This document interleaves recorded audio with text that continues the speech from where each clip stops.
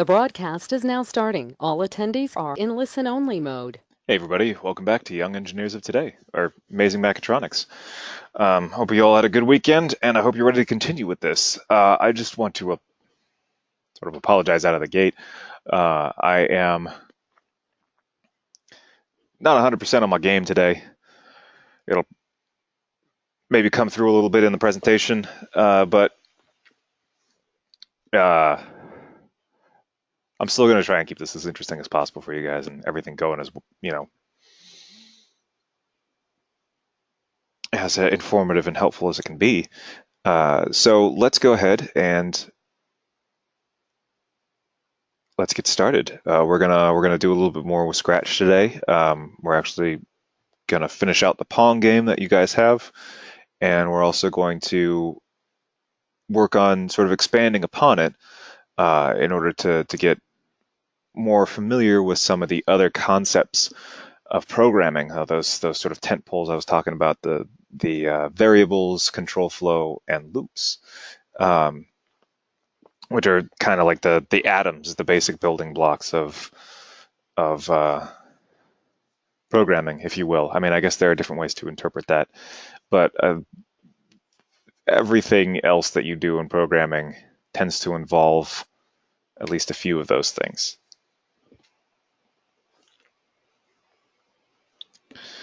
All right, so let's go ahead. Let's get started. So go to scratch.mit.edu, and when you get there, you should probably already be logged in which case I'm going to head up to my stuff and see what I've got here. And I'm going to see inside of my Pong game. And it should bring up everything that we've got so far. So as it stands, our Pong game is pretty much a game. We've got the lose condition. We don't quite have a win condition yet, so that's something we can improve upon, which we're actually going to do first today. And then it will like really, really be a game. Or, well, okay, a score, which you can say is a win condition because you can create your own win condition at that point. But we'll try and create a more explicit one, maybe a more explicit win condition. Mess around with some of the factors that make up this Pong game in order to make it our own, stuff like that. So let's go ahead and get started on this. So what I'm going to do is I'm going to think about how we want scoring to work. So let's see what we've got here. Pull up a notepad. So we want the score to start at 0 every new game. We want it to go up by 1 when ball hits paddle. Let's see here. We want it to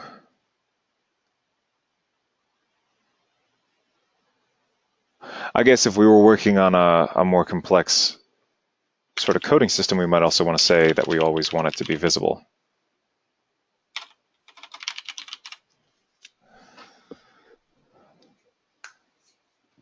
We want it to always be visible, I should say. But that one's a little bit unnecessary when referring to Scratch because Scratch has the capability to show the variable all the time, just sort of built into it. It also has the capability to show the variable never. It's one or the other. It's either all the time or never.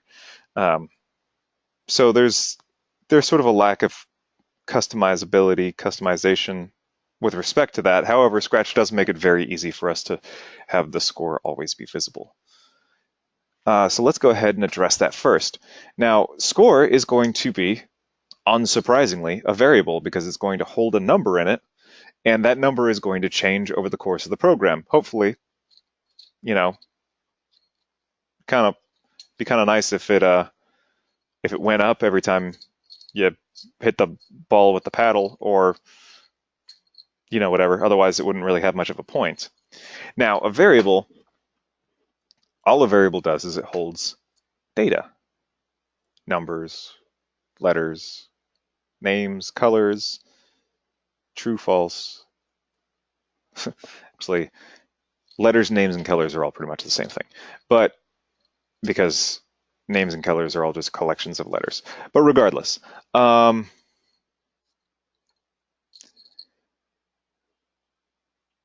variable holds data. So what we want to do is we probably want to check out our data category here. As you can see, we've got two commands, make a variable and make a list. Well, I want to make a variable because score is going to be a variable that holds our score, right? So let's go ahead and do that. And we're going to say, hey, what's this variable name? We're going to call it skewer, as I typed with one finger. Now we've got these two little radio buttons underneath it, labeled for all sprites and for this sprite only. Now what this has to do is with something called scope.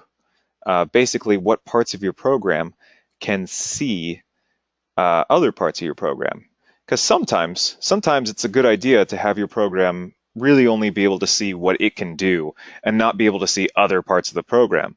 Because maybe it does some wonky math, and if you accidentally pass it a part of the program that shouldn't be like visible to it, then it could do some wonky math on that, and suddenly you get some really strange bugs popping up out of nowhere, and you have no idea why. So the ability for a program to see as much or as little of itself as you deem fit is called scope. Think of it like a telescope. If you want to be able to see further, you're going to need a stronger scope,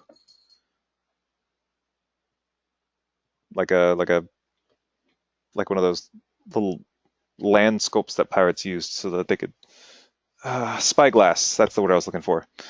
That's a type of scope. So that's sort of an easy way to remember that is if you want the program to be able to see more, then increase its scope. Like a part of the program to be able to see more of the program, then increase its scope.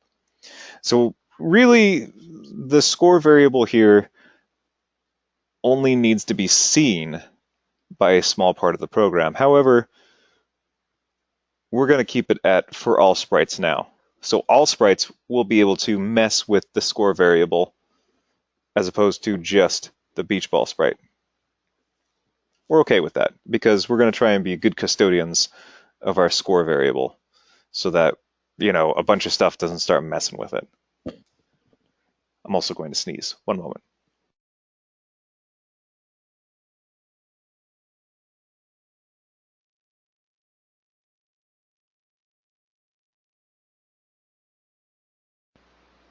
Okay, I don't think I'm done with sneezing, but I'm good for now.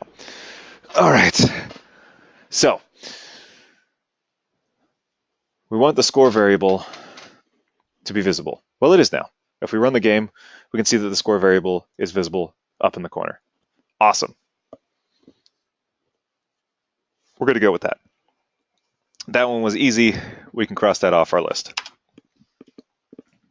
If we check this box, the score becomes invisible, which is not really helpful for us.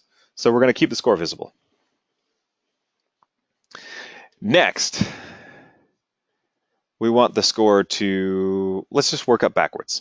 So we want the score to go up every time the ball hits the paddle. So if we were to do something with the score every time the ball hits the paddle, where in the code are we going to place the commands for that? And I'm posing this as a question to you guys.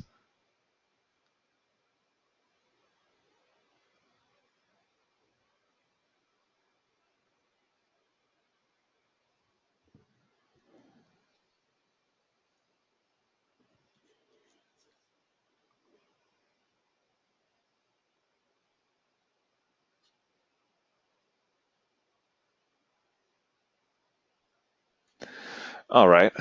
Well, where in the code do we check to see if the ball is hitting the trampoline or the paddle?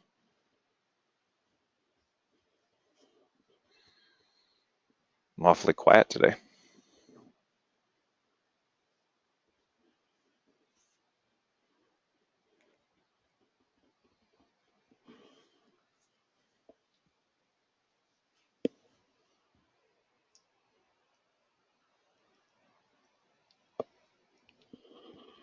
Okay, so, yep, exactly. When we ask if it's touching the trampoline. So if it is touching the trampoline, then this is going to be true, and then all this stuff will execute. So maybe what we want to do here is we want to put something about the score in this general area. So let's check out what we got here. Set score to 0, change score by 1, show variable score, hide variable score. Well, change score by 1. Pretty straightforward. All that's going to do is it's going to add 1 to the score. So let's go ahead and drag it and drop it underneath the command to turn the ball in a random direction. So pick random -30 to 30 degrees. So now it's anytime it's touching the trampoline, then point in direction 0, turn clockwise anywhere from -30 to 30 degrees, and then change score by 1. So let's run that and then check the score variable. And as you can see, the score kind of flipped out there for a second because it got stuck. But normally, it really only increments the score by 1. So our score is going up faithfully. Now we're at 13, now we're at 14, now we're at 15. Let's click stop. Cool. Let's do it again. All right, nope, our score is still at 15. Now it's 16, now it's 17. So this is the final part of our conditions. We want it to start at 0 every new game. Basically, we want the score to reset every time the game resets.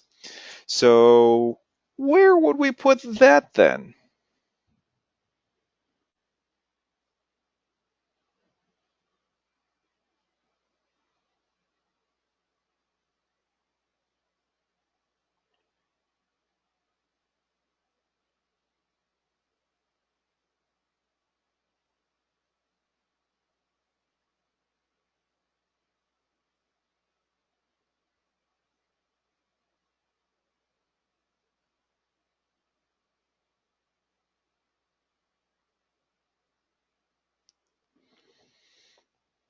All right, well, um, I guess if we want the score to be 0. Okay, so that's the command we're going to use, definitely. Perfect. But where are we going to put this? Where in this set of code are we going to place this command right here?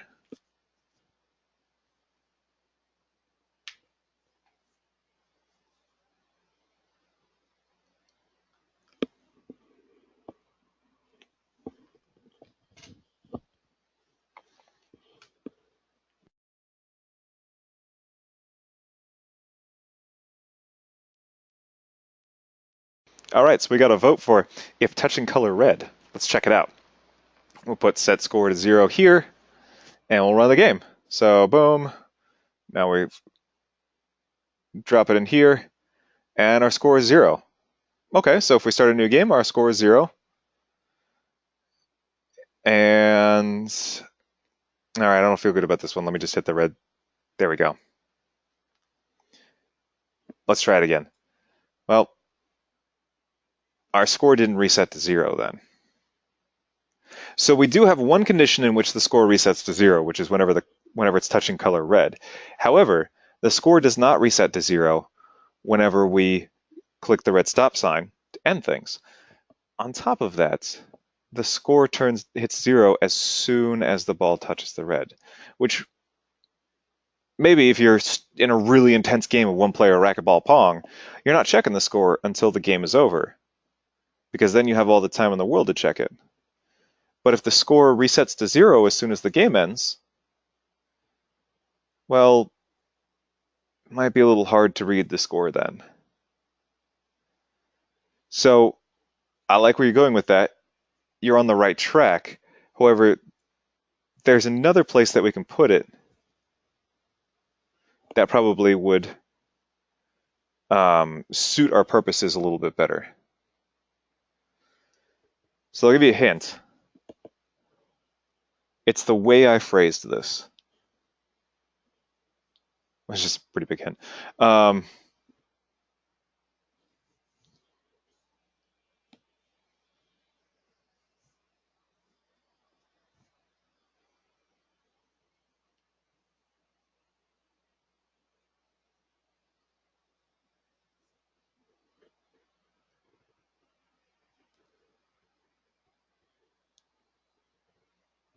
Yeah, Let's stick it right there, below when the green flag is clicked.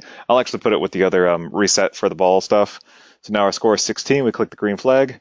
Our score is 0. Now it's 1. Now it's 2. Hit the bottom. Our score is 2 until we click the green flag. Now it's 0. Let me hit the red octagon. Our score is 2. And now our score is 0. You get the idea. So this gives us a pretty reliable way to reset the score. No matter how the game ends, the score will reset because it doesn't matter how the game ends.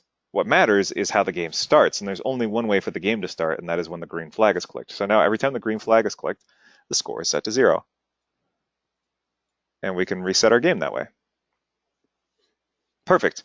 So now we have a game. We have something that keeps track of your score, so you have a theoretical win condition that you can create. You can say, hey, I'm trying to do better than my friends, and my one friend got like a score of 500, and I need to get 501 or better in order to be able to just demolish them, humble them, because we're not competitive at all. And you got a lose condition. As soon as it gets past that trampoline, as soon as it gets past that paddle, game over, man. Game over. So, for all intents and purposes, we have a finished game, at least speaking in terms of bare bones mechanics to sort of determine whether or not something is a game. Now, what I'm going to do is I'm going to bring this notepad back up. I'm going to label it optional goals or optional features. Let's say optional features. What else do you guys think we could probably implement in something like this by the end of class? What other stuff would you like to see in the game?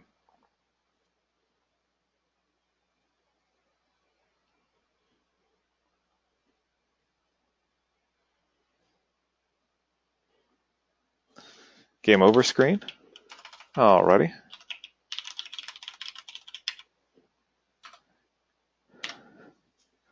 So we got a game over screen, different kinds of balls, so multiple Pong balls, start screen. Maybe we could, I don't know, ball speeds up over time. What else we got?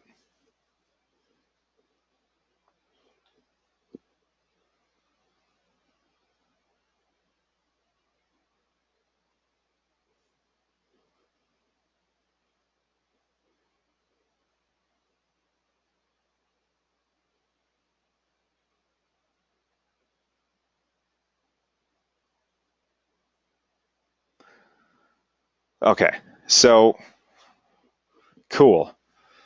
We've got a fair amount here as it is, and this will definitely carry us to the end of the class. I will say that we probably won't end up implementing the start screen. I think it's a fantastic way to polish a game and make it look nice. Um,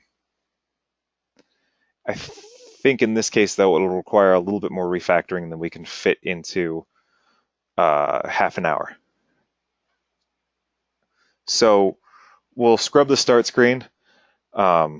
This is another aspect of programming and game dev, is the gut-wrenching process of pruning away things that you may not have time or money or the luxury to implement.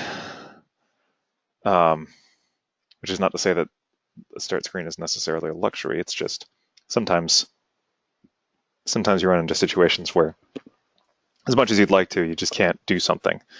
So we're going to knock that one out of the running. But we got a game over screen, multiple Pong balls, and the ball speeds up over time. In terms of ordering them, as far as amount of effort is concerned, multiple Pong balls is probably on the bottom. Game over screen is probably going to go underneath, ball speeds up over time. So now I think we've got it implemented as far as easiest to most time intensive to put in. So let's see here. Well, okay. So multiple Pong balls may not be difficult to implement. It depends on how we implement it. It could be very easy. We could just right-click and duplicate, and then suddenly we've got bing, bang, boom. We got a bunch of Pong balls that don't really want to cooperate.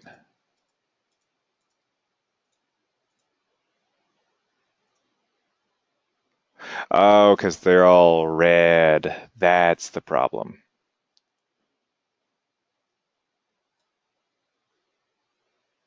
These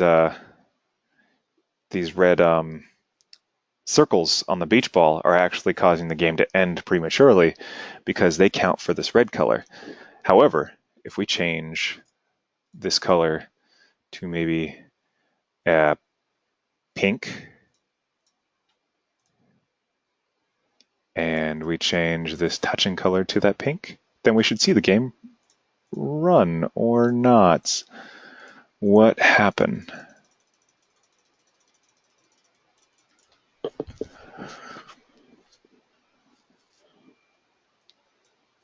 All right. So it's not quite as simple as that.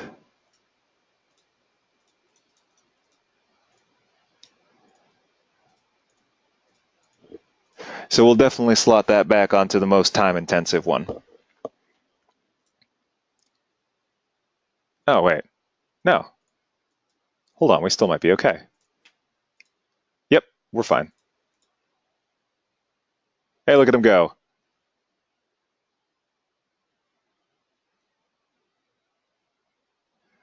So, hey. So we've got the quick and dirty way to implement multiple Pong balls. But we'll try and do something a little bit more comprehensive in a little bit here. But first, let's start with making the Pong ball speed up. Because that's doable, right? It's doable very easily, actually. How do we affect the speed of the ball right now?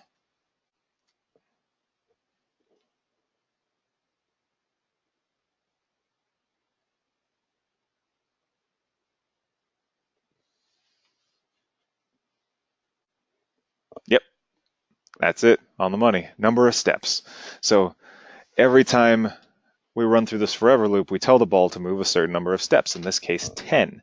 If we vary the number of steps that the ball moves in a given loop, then the ball will either move faster or slower. So let's go ahead and make another variable because that's the easiest thing to be able to change. And we'll make it for this sprite only. And we'll call it speed. Speed. All right, let's just go ahead and slot speed in there. And we're off to the races. And Hmm.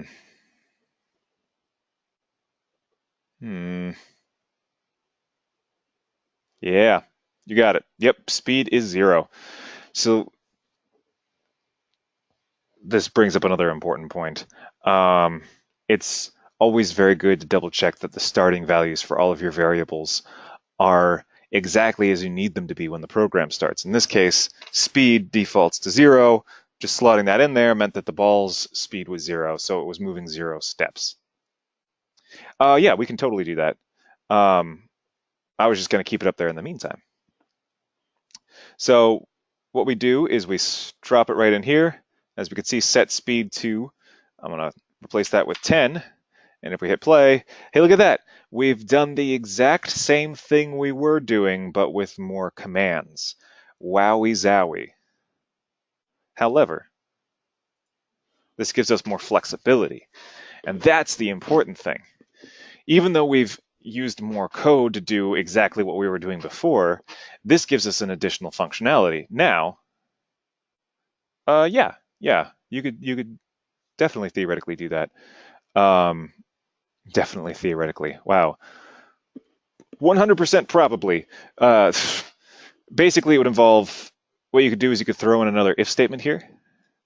Whoops, not in there though. And you could say something like if score is greater than 10, then you can go to a new backdrop and uncover new sprites and stuff like that and do something like that. And that would definitely be possible.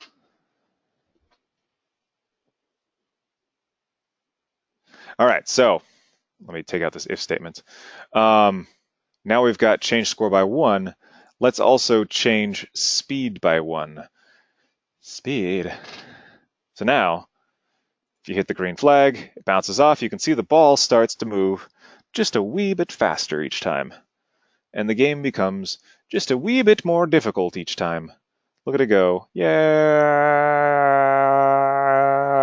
At some point, you hit basically a theoretical maximum, or well, an actual maximum. It's a soft cap. And the reason for that is, you see that right there? What happened there is the ball is moving enough steps at this point. The way that you like my lovely drawing here. Do a new one. Don't save. We'll make this a decent size. So imagine, if you will, you've got your Pong ball. The way it works is when it says move 10 steps, we say, hey, okay, so let's say a point right here on the ball is at 0, 10. And we want it to move 10 steps in this direction. So what happens is the computer goes, okay, so let's count out 10 steps this way. 1, 2, 3, 4, 5, 6, 7, 8, 9, 10. Boop, boop. And that becomes a new center for the ball. And so the ball essentially teleports each loop. It teleports in such small increments that to us it looks like natural movement. It looks like the ball slid from here to here. That was supposed to be an arrow. But it looks like the ball slid from there to there, when in reality, maybe it's moving across the board, and in reality, it's just teleporting small distances so fast that to us it looks like natural movement. However, as the ball's steps increase, its speed, and thus its steps, if this was instead 40 steps, the ball would not stop here.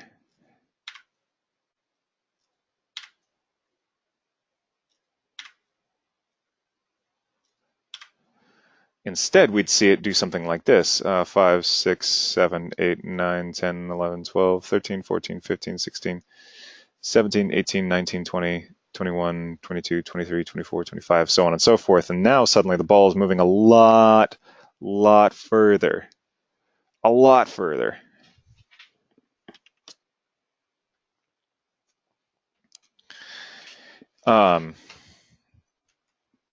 And if the ball is teleporting, I'll get to your question in just a second, Eric. If the ball is teleporting, let's say our paddle is right here. At 10 steps, it's no big deal, because at some point the ball is touching the paddle within those 10 steps, and then it goes back up like it should. At 40 steps, for instance, the ball might just teleport right past the paddle and into the game over zone. So there is sort of a soft cap to how fast the ball can go. So the question is, could you decrease delay between steps to increase ball speed? Which is an interesting question. With Scratch, no, unfortunately. Just because that sort of thing is hard-coded in. A lot of times with computers, that sort of thing will be hard-coded in.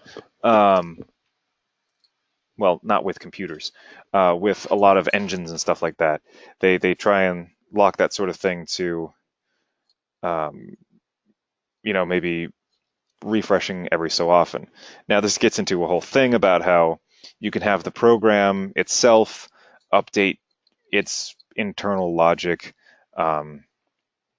every thousandth of a second, but then it updates the screen every 60th of a second.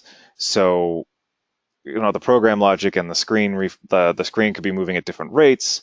Um, but in this particular case, the program logic and the screen refresh are exactly the same. We can't, unfortunately, decrease the amount of time in between ticks, which is usually what a cycle of like a loop is called. A cycle of a forever loop could be like a tick. Well, it's technically a cycle through all of a program's logic, but in this case, since we just really have loops, it's a cycle of a loop. But that's a good question. That's a good question. In other programming languages, that could certainly be possible. You could decrease the delay between the steps. And that would help you avoid situations like these. In fact, if you had your own, game engine or something like that, you could set it up so that the ball teleports, but it checks each point along the path first and stops if it finds something that it's supposed to collide with, stuff like that. So you could program your own safeguards to make sure this sort of thing doesn't happen. It's neither here nor there. Um, you can affect the difficulty of your game by either changing the initial speed or changing how quickly the speed changes, which is a weird thing to say, but it makes sense. So you could theoretically change the speed by 2, and you could also, in actuality, I need to stop saying theoretically. So we could have the speed change by 2 every time it hits the trampoline, and now the ball starts going faster, faster. The game starts getting harder much sooner. Okay, that one was just me totally failing at the game. Um,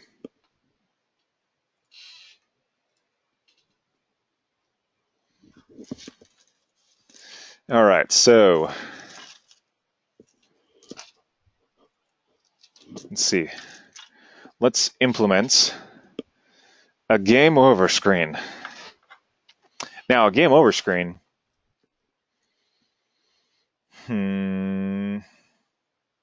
Let's do this by drawing our own backdrop.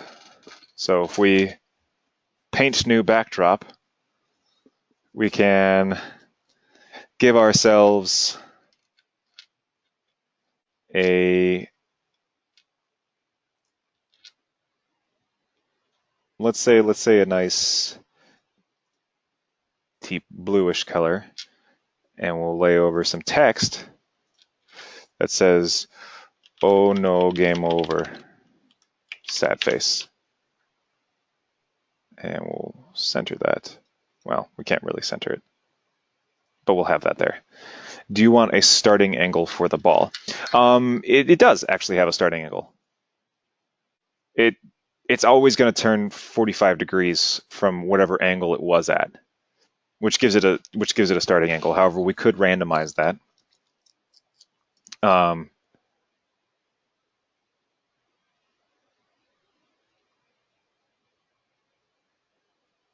okay, yeah, no, I think we're saying the same thing. Okay, let me rephrase. What I We could do that. If you want to do that, you can totally do that. Um, we're gonna get there, Henry. Um, and it's really it's as simple as throwing in a random number here. You could also throw in a random number in the point and direction. Both of those are doable. Um, my point was more that for the purposes of what we're doing, that would be enough. But I can see your point. All right, let's see here. So events.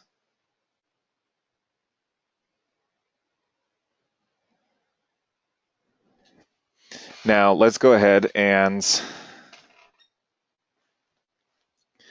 let's make it so that the backdrop should be backdrop 1. So by clicking on the little backdrops tab up here, I changed it to backdrop 1.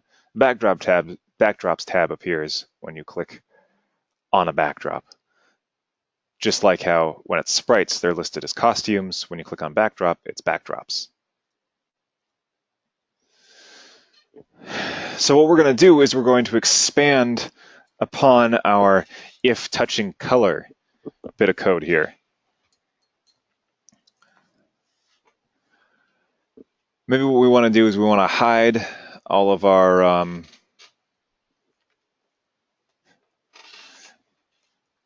sprites.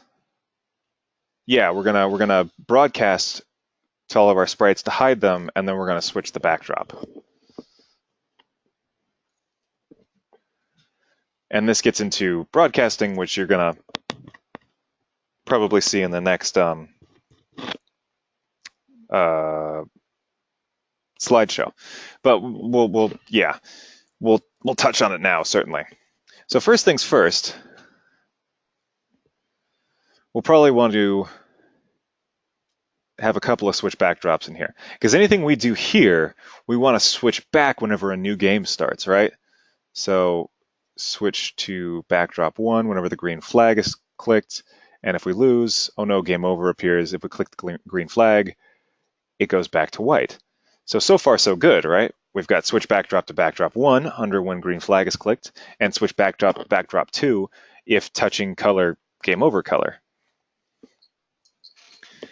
Now the next thing we probably want to do is we want to hide our variables and our sprites so that the game, well, except for our score, actually, we really only want to hide our speed because we don't need to see the speed. We want to hide our sprites so that the game looks a little cleaner when it ends. So the best way to do that is the hide function here, which we can just drop right in there. And if we test it out, we notice that the ball disappears.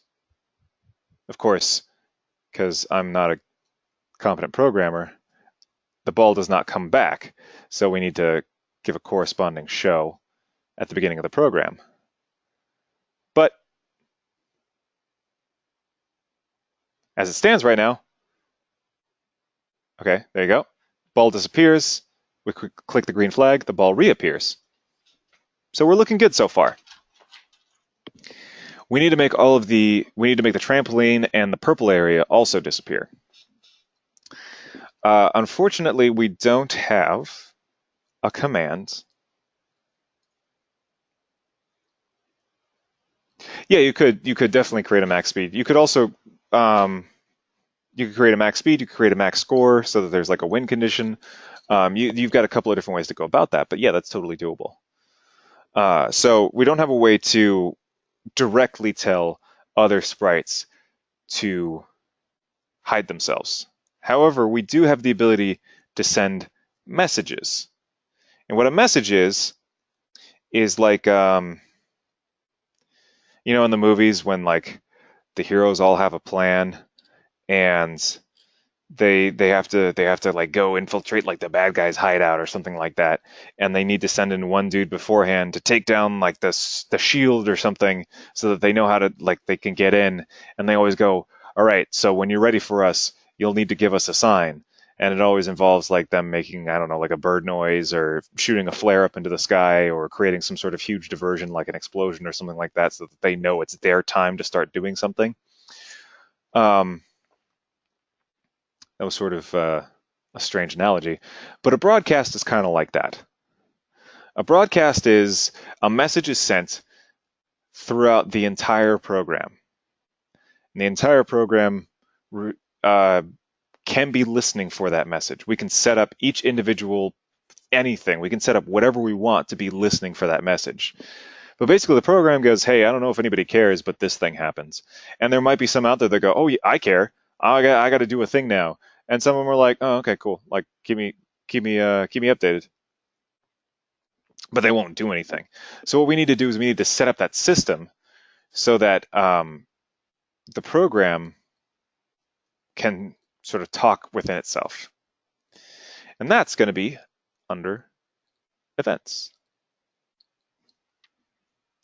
So we've got this when I receive message 1 and broadcast message 1. We've also got broadcast message 1 and wait, but that's not really something we want to do. We want to broadcast message 1, full stop. In fact, we're going to have a couple of broadcasts. Why are we going to have 2 broadcasts, do you think?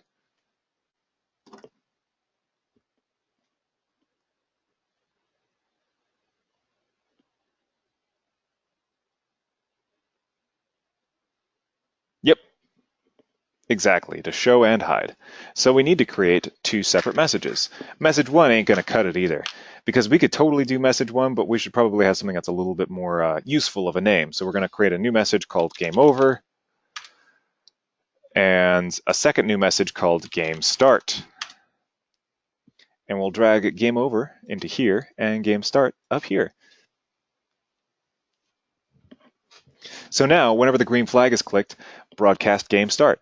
And whenever the end game color is touched, broadcast game over.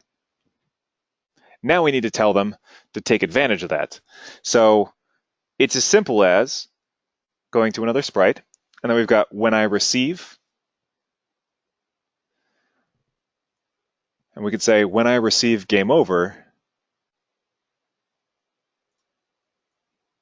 hide. And in fact, we don't even need to when I receive game start because we've already got the when green flag is clicked, which does the same thing. So we can drop a show in here, and suddenly we're good to go again. Same-ish deal for sprite 1. We've got when I receive game over, but it's also going to need when I receive game start. And game over is going to get a hide, and game start's going to get a show.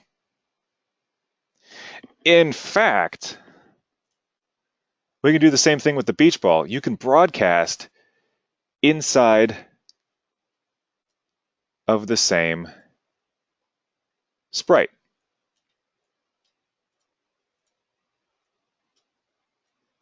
We might do this just to sort of further keep things separated so that the individual strings of code look a little bit cleaner.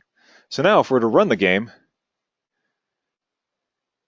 looks good, looks good, looks good. Let's, boom. Now everything disappears and we get the backdrop. Everything disappears except for the score, which is perfect. We want to keep the score there. Now, technically, behind the scenes, the trampoline is still following the motion of my mouse, but you can't see it, so it doesn't really matter. But yeah, so now we've got an ending to our game, and it's a pretty comprehensive ending too. We get a nice backdrop, all of our sprites disappear, the score displays itself, and then everything resets as soon as we click the green flag, dutifully. And so now, each time, we've got a new game, and it changes each time. And as you can see, the ball starts speeding up, and at some point we might see, yep, there it is.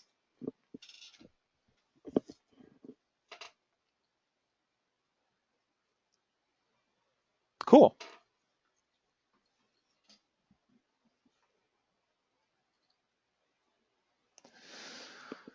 All right, so we've got a ball that speeds up, and we've got a game over screen.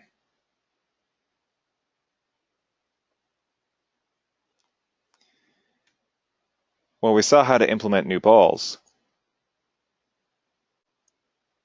Yeah, we could make a slower or smaller ball. I was actually going to throw out another suggestion here. What I'm going to do is I'm going to duplicate this beach ball again, just like I did. Undelete. I'm going to select duplicate instead of delete this time. So now we've got 4 beach balls again. Except,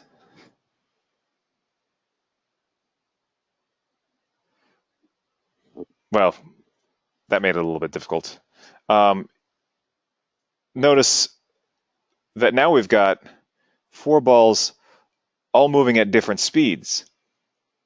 Because remember, under data, we made the speed variable only visible by the beach ball. Now we've got 4 different speed variables. So we've got 4 different balls that will only increase in speed whenever they're hit by the trampoline. So now our game becomes just way harder because we have to take into account that all these balls are moving at different speeds. So yeah, Eric threw out a suggestion, make a slower, smaller ball that bounces at odd angles. Nick said, could you create a max speed so that the game doesn't go crazy? We've got a random starting angle for the ball. What I'm going to do, since we're since we're right about at the end here, is I'm going to pose these as little challenges to you guys. Why don't you go ahead?